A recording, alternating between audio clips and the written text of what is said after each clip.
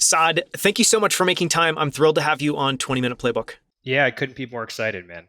So over the next 20 minutes, I'm going to try to ask you as many interesting questions as possible to decode some of your habits, tools, tactics that have gotten you to where you are today. Let's get started. To start, can you share a recent fascination or obsession, something that's been intriguing you that you can't stop thinking about? Yeah, there are probably two or three that have been on top of mind. And just to give you some background, so my father unfortunately went through like a really long healthcare journey of his own, and so we spent a ton of time in the healthcare system. So I'd say the first one is understanding all the different places the healthcare system is broken. And when I say broken, I mean there's so many places that it's absolutely beautiful. It's almost poetic. But the reality is that, right, as a system, it doesn't function as well as it should. And so I spent a lot of time obsessing about it. I can go into in detail. The other one, and this is going to sound a little bit too meta, but really trying to understand how is a human mind wired to work, and really what is a soul per se. And I say that just because there's been a lot of kind of like transitory, I would say, events in our life where people have recently passed away, and so it just makes you stop and think, what exactly is a soul? And then the other one that I am obsessed with is I build mission driven companies, and the question you ask yourself all the time as a founder is, how can I get the rest of my employees to believe the mission and almost feel like religion or gospel to them to a certain extent, right? There's no one that's going to work as hard as a founder. And the reality is you have to do something that brings people together and they have to believe it in a way, which almost makes it feel like this is what they're putting their life's work towards. I mean, that's fascinating that you not only had three different things, there are three uniquely deep topics and obsessions. When it comes to your role as the founder and CEO of Hone, how do you approach leading yourself and the company? And I guess another way to ask that would be if you had to distill down your leadership philosophy into just a few words, what would that be? So Ray Dalio has a book called Principles. Have you ever heard of it, read it? It's I'm one of sure my you have. favorites. Okay. Yeah. So he has this concept in it called radical transparency, right? Which is really whether you are the CEO or an entry level associate, everyone's voice matters equally. And everyone is allowed to talk about exactly what they want. Solutions come from anywhere. And if it's the best solution, it wins. End of story. And so the way we kind of approach things where we work is we are, and this is, I don't want this to sound the wrong way, but like we are mission driven killers, right? Like we execute hard as hell. We do things for the right reason to change people's lives. And at the same time, too, we do so in an incredibly collaborative fashion.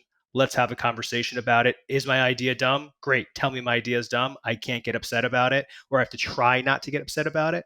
And I think the thing that Ray has done so well when talking about what he's accomplished is they've basically taken an organization of the single brightest minds arguably across the world, and they've said, we want you to strip your ego out of it and learn how to play really well in a sandbox to create something bigger than ourselves. And I think that's a large way that we kind of approach our business. The second thing is the conclusion I've come to is that the way, and I think a lot of people talk about this, right, at the end of the day, the way that you make progress is by failing.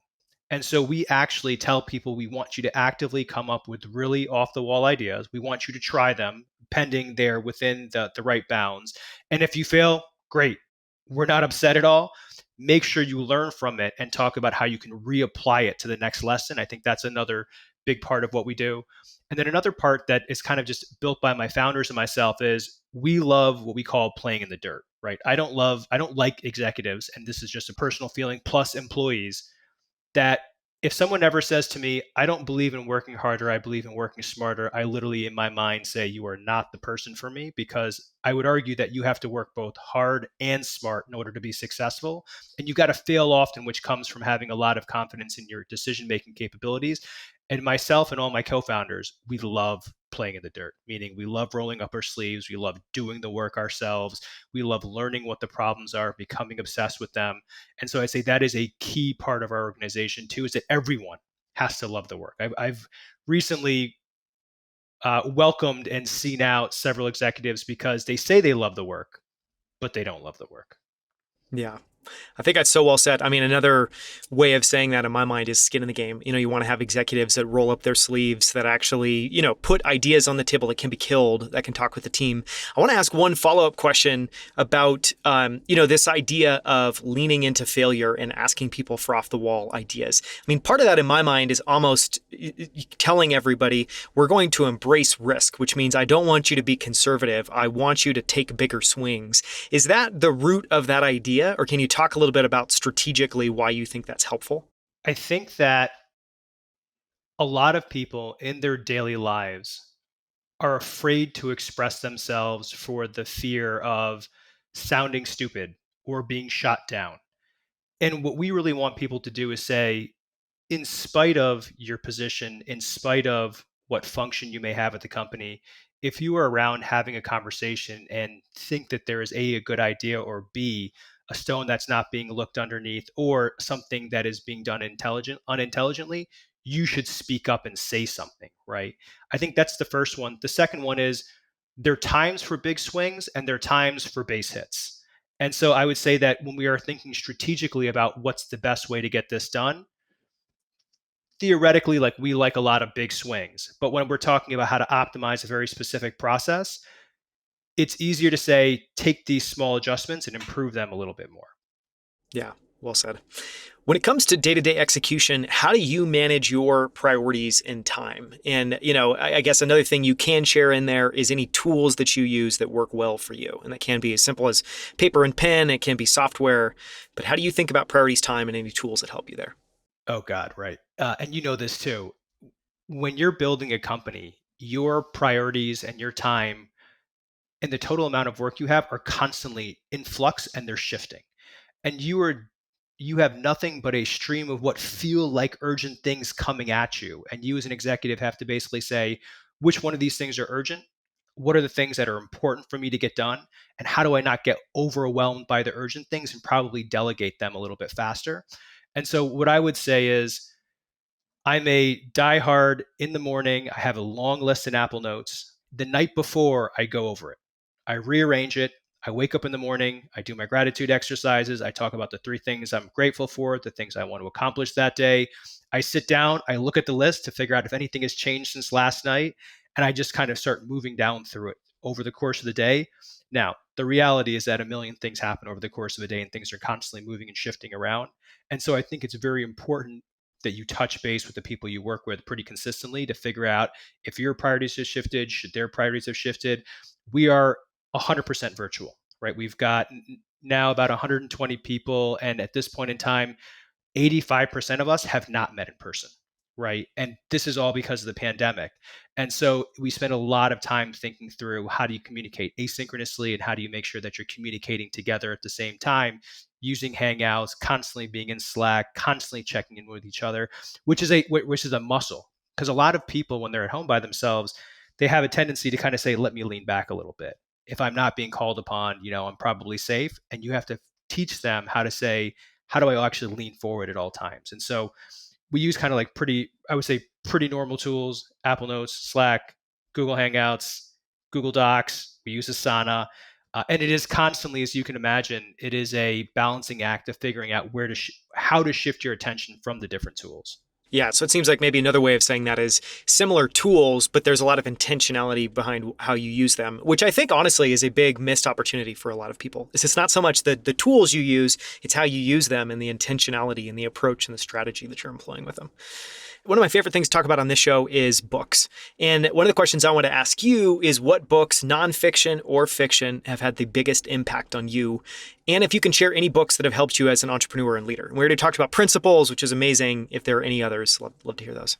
I read voraciously and I guess all the time. So it's such a hard question to answer because there's so many different books that really satiate different parts of my personality, right? If I could kind of talk about a book that influenced me at an early age, I read Confessions of an Economic Hitman. Have you ever read that one? I have not, no. So it's a fascinating read about how the government actually sends a spy to a guy's house, trains him up, teaches him how to create monetary policies that are obviously going to default, but then sends them into African countries to exaggerate the claims of their natural resources so the IMF and World Bank can essentially take over the country's resources. And so it is based upon a true story. It was fascinating for me because it told me how the world works a little bit behind closed doors. Let's see, I recently read Amped by Yep. the It's great. CEO of Snowflake. It was great because it helped me understand how to instill urgency in your culture and execute a little bit harder. Just on that one really quickly, reading it, there was a few things that stuck out to me as just being really amazing. Were there any quotes or ideas in there that you just love? God, quotes I wouldn't remember off the top of my head. I think the idea, the kernel that consistently comes back to me is how do you define the mission around what you're building and how do you consistently talk about it over and over and over again. And I guess it's like basics 1 2 3 type stuff, if I can be honest. But the reality is you forget so much of it in the grind that you almost need to be reminded of it. And so I actually ended up having a large number of the execs I work with, we all read it together and basically said, okay, how do you move even faster? I like to think that we all have unique superpowers. How do you think about your superpowers as an entrepreneur and leader? And I know that title may be a little bit puffy, but the idea there is like we all are off the spectrum in a few areas. How do you think about where you're off the spectrum and how do you use those skills day to day? I think that there is what we'll call analytical slash professional skills, and I think there are soft skills, right? And so when I think about analytical or professional skills, I think I fundamentally have a really good grasp on what's going to happen with markets because I probably tend to dream a little bit, or I probably even live in the future in my everyday life, and so I can kind of understand how large markets will coalesce or move apart over the course of time. I have a really good understanding of what customer sentiment is going to be just because I'm a huge consumer myself. In terms of personally, I think that my EQ is through the roof. I can generally meet someone within, I'd say, 10 to 15 minutes, understand who they are very, very quickly. I can understand what I think their strengths or weaknesses are going to be. I think I can understand how to motivate them and how to push them. The positive of that, or maybe negative, is I'm really good at detecting lies. I can tell generally when someone is being very dishonest almost instantly. It's like a sixth sense. And I'd probably say that I'm pretty good at managing multiple different kinds of people, right? I've had a bunch of different really interesting family members plus a bunch of really interesting people I've worked with, and I tend to be attracted to I'll say like off the wall kind of personalities that are almost maybe bigger than life. And so once you learn how to work with a couple of them and you have to figure out how to put them together in a really interesting way, I think that it just becomes second nature of like fitting puzzle pieces together. Yeah. I mean, being through the roof on the EQ perspective is an amazing superpower. So that's, you're lucky. Yeah, I guess a curse, a blessing and a curse, I'm sure, many times.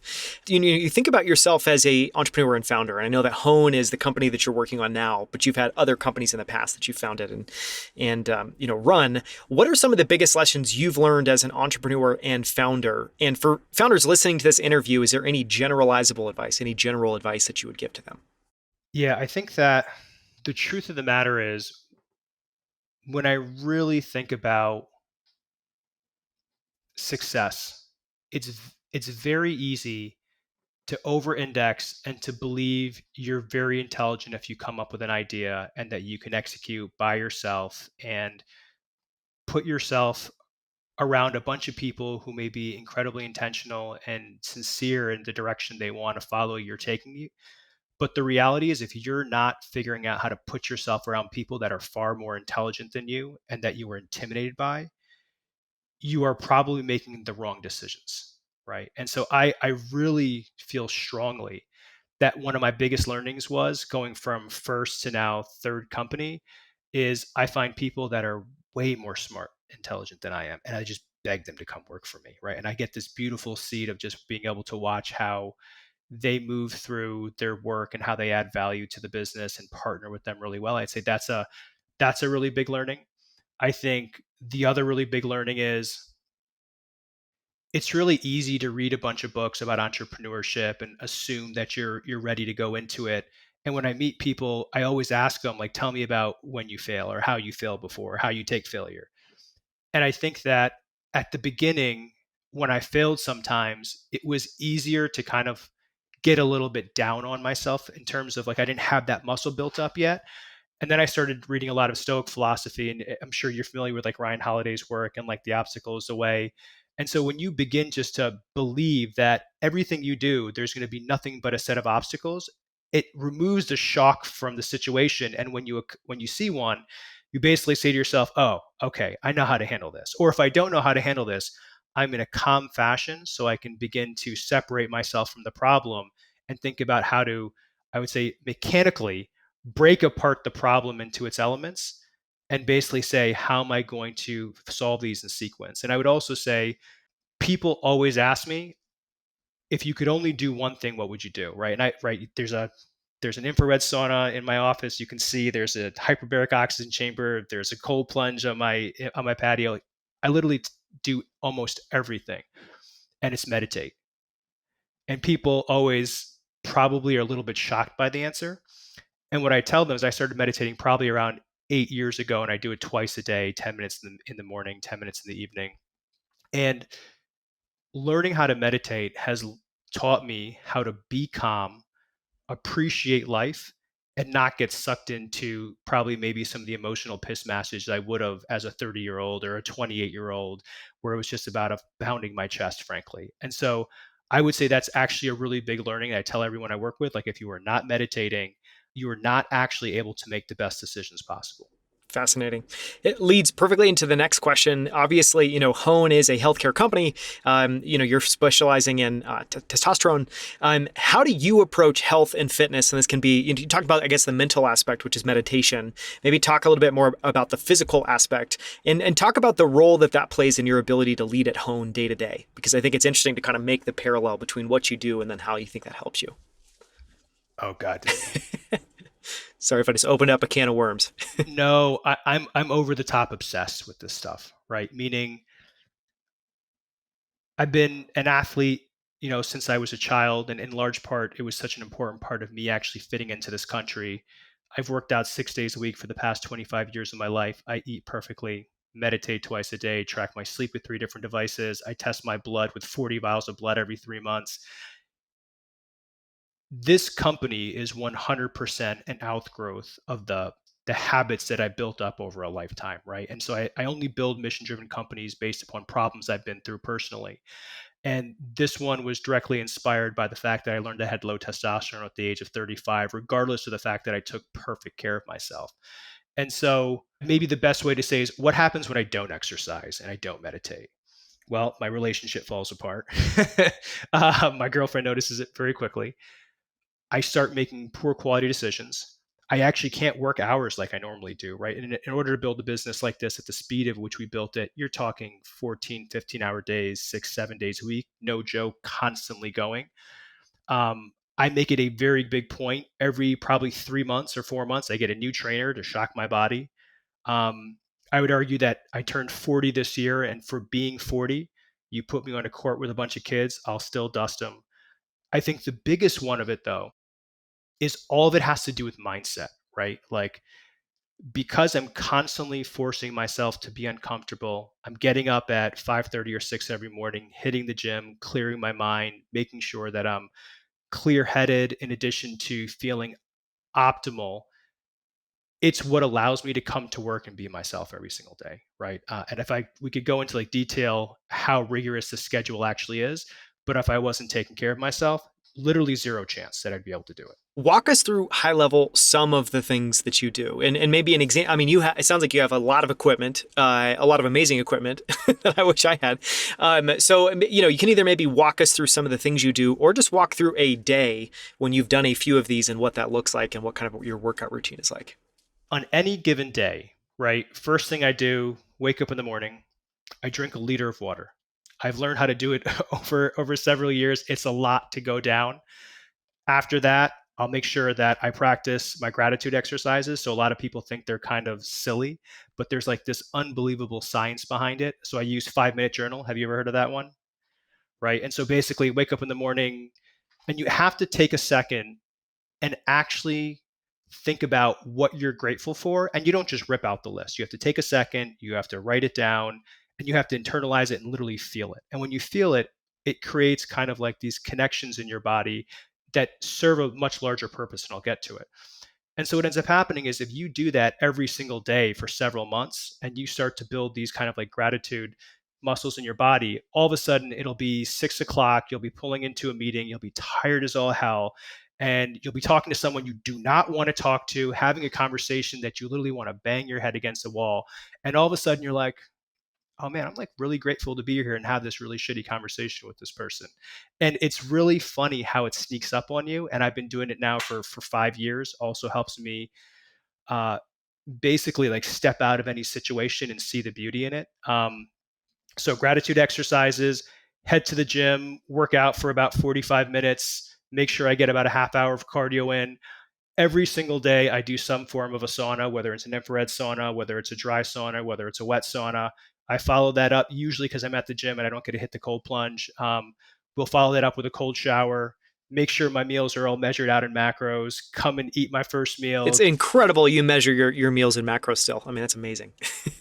I've been through several dietary changes just to see what's going to really help my body perform the best. And so you almost have to make sure your body's responding the right way. Now, once you get a feel for it, you can kind of pull back a little bit. But like generally, I'm still pretty obsessive about it. And then drink water throughout the day. Like people will always forget that. I know it sounds silly, but I promise you drink a liter of water every single day in the morning and several times throughout. You're going to realize your brain just works better. And then at night, it's always, I try stretching before I go to bed. I always make sure I look at my list for the day before. And then I always meditate. If I don't meditate, I do not sleep as well. And it's going to sound silly. Make sure that I cool my room to about 63 degrees. I have magnesium threonate. I meditate. I have a silly eye mask, which if you don't have an eye They're mask, pretty amazing. They're pretty you're amazing.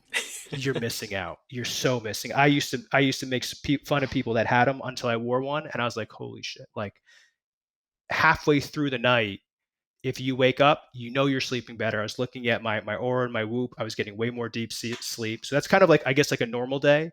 On the weekends, I get really obsessed about kind of what they call active recovery.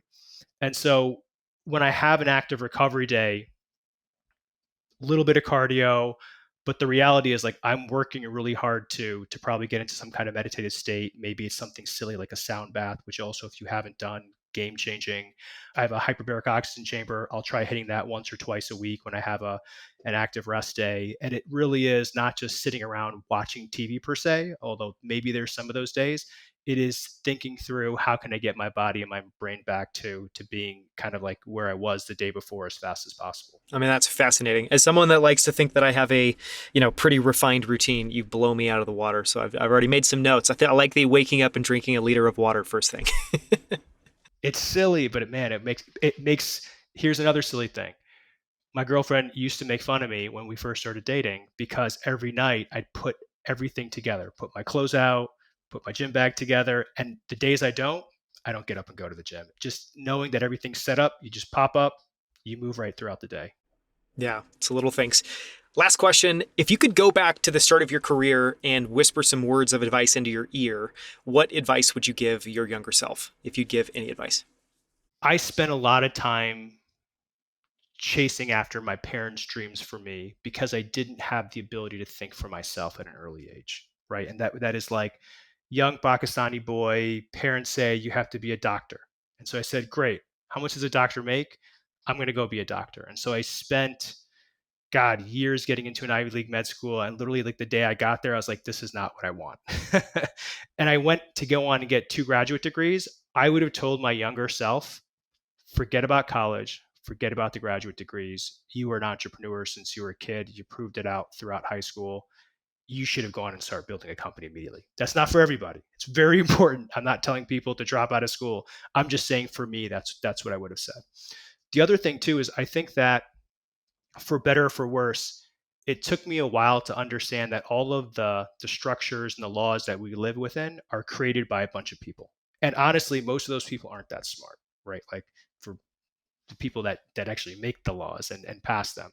And so I think it took me a while to also understand that just because it's a law or because someone says it's this way, you actually the beauty of it is you don't have to do it that way. You actually have this thing called free will. And if you can come up with a better way that's not illegal or hurting anyone or yourself, you should be completely free to go ahead and kind of like work in a system that's in large part been prefabricated for everyone's safety.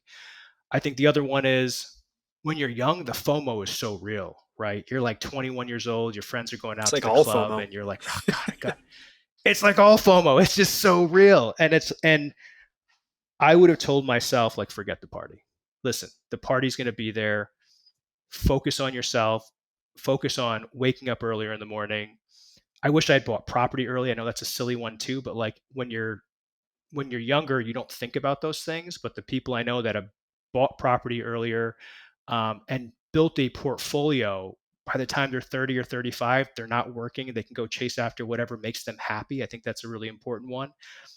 I didn't build an audience as fast as I would have liked to. And I think in large part that came from fear that if I build an audience and no one comes, I'll look like a real chump. And I think that I've had to get over that fear, and I'm just at the beginning of that journey right now. Um, and then I think that the other important thing is I can't stand when people used to always tell me you can't have it all. You can only have one or two or three of those things, until I came to the realization that if I construct a life that is very purposeful, you can have it all, right? I'm building the company of my dreams, solving the problem that I'm deeply in love with. I have my best friends and my family working directly with me. I've gone through a lot of I would say like trials and tribulations learning how to get that right. I get to see my mom, my girl, my family all the time. And so I would say that like emotionally I'm incredibly fulfilled, professionally I'm incredibly fulfilled. And I think that people that don't believe you can do it all, I think it's a load. And I think you just have to really sit down and engineer your day and your life a little bit more. So well said. I would add a huge +1 to that. I mean, I love that perspective and point of view.